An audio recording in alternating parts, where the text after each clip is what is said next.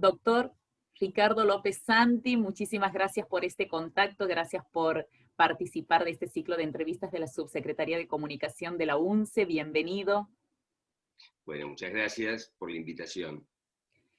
Llama la atención el tipo de investigación de la que forma parte, no solo porque se está realizando a nivel de toda Latinoamérica y del Caribe, sino porque tiene que ver con esto que nos está atravesando todo el mundo, como es la pandemia por coronavirus, pero a su vez por la mirada que está puesta en no la población, digamos, que dio positivo o que está transitando por este tipo de afecciones, sino por el impacto de la pandemia en la comunidad sin COVID.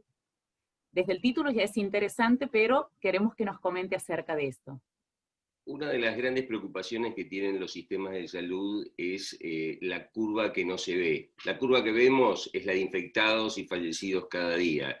La curva que no vemos es cuál es el estado de aquellos pacientes que tienen patologías crónicas, como las cardiovasculares, como el cáncer, como la diabetes, y de qué manera la pandemia ha impactado en ellos. Por eso la Sociedad Interamericana de Cardiología llevó adelante un estudio que se llama el Core COVID Latam, que evaluó 4.200 pacientes en 13 países de Latinoamérica con este tipo de problemáticas, sin la infección, pero con enfermedades crónicas. Y encontramos resultados verdaderamente alarmantes. Diríamos que si bien la información es abundante y para cada sector existen elementos de reflexión y de análisis, a mí me gustaría puntualizar algunos aspectos que me parecen muy trascendentes para comunidades como puede ser la de Santiago del Estero. En primer lugar, las dificultades en el acceso a medicamentos. El 30%, es decir, 1 de cada 3 pacientes, refirió que en etapa de pandemia le costó acceder a alguno de los medicamentos que tenía indicados, y el 17%, es decir, 1 de cada 5, abandonó algún tratamiento. Y eso establece la primer señal de alarma. Por un lado, para el sistema de salud, que tiene que asegurar el acceso, y por el otro lado, para los pacientes que al abandonar tratamiento se están exponiendo a presentar algún tipo de complicaciones de sus patologías crónicas. El otro costado que me parece que este estudio destaca es el impacto psicológico que la pandemia ha tenido. Si bien desde el punto de vista empírico, la teoría nos hace pensar que el encierro no es bueno para nuestra salud mental, este estudio en particular elaboró una serie de preguntas para establecer lo que llamamos un score respecto de depresión mayor. Es decir, son preguntas que están dirigidas directamente a ver si el paciente ha modificado, entre comillas, su estado de ánimo, su predisposición en el contexto de la pandemia. Entonces uno le pregunta las características del sueño, si mantiene el interés por aquellas cosas que habitualmente le interesaban, si ha percibido la sensación de depresión, si ha percibido deterioro de su cuerpo, por ejemplo, exceso de peso, y ahí encontramos que el 37% de la población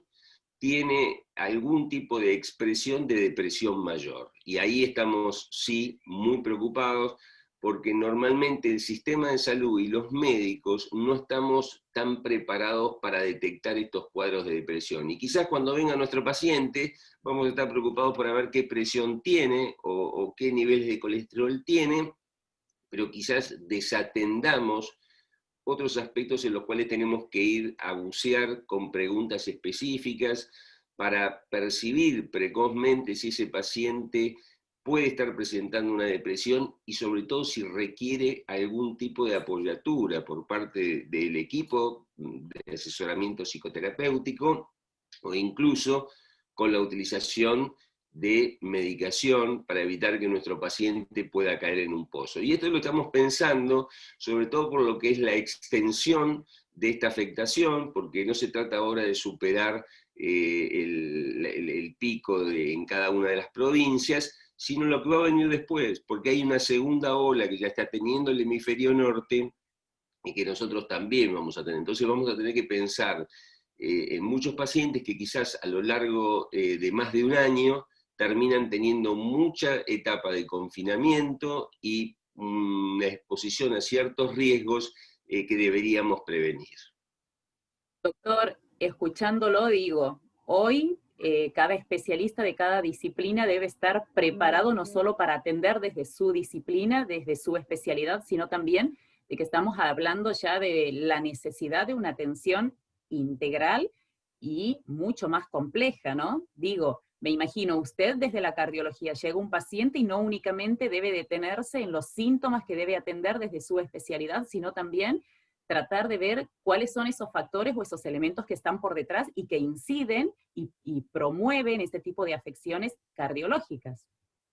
Así es, hoy más que nunca debe tenerse en cuenta aquellos que están en la trinchera luchando en el día a día contra la enfermedad en pacientes que son críticos, pero al mismo tiempo hay que prestar atención a los otros que tienen que estar sentados en escritorios planificando qué es lo que el sistema va a tomar como los próximos pasos. Y este cuidado, como decimos, de la salud no solamente física, sino también mental, creo que va a ser una cuestión crítica.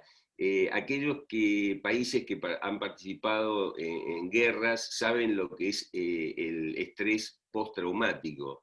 Y bueno, indudablemente nuestra sociedad hoy está viviendo una guerra y creo que dentro de las consecuencias no solamente vamos a tener que ver el número de personas que se infectaron, se internaron y fallecieron, sino los muchos otros que muestren el impacto en estos aspectos que van a ser cruciales para la expectativa de vida de esa gente y para su calidad de vida también.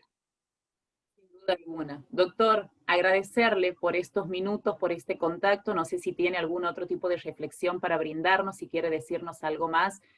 Esta evaluación ya culminó y estamos en un proceso de publicación. Se incorporaron varias encuestas realizadas en Santiago del Estero por profesionales, digamos, de la ciudad de Santiago del Estero, inclusive docentes de la UNCE, así que creo que para todos nosotros es una alegría el hecho de saber que estamos participando en este tipo de proyectos internacionales. Así que seguramente en los próximos semanas o meses vamos a estar discutiendo otros aspectos de este estudio.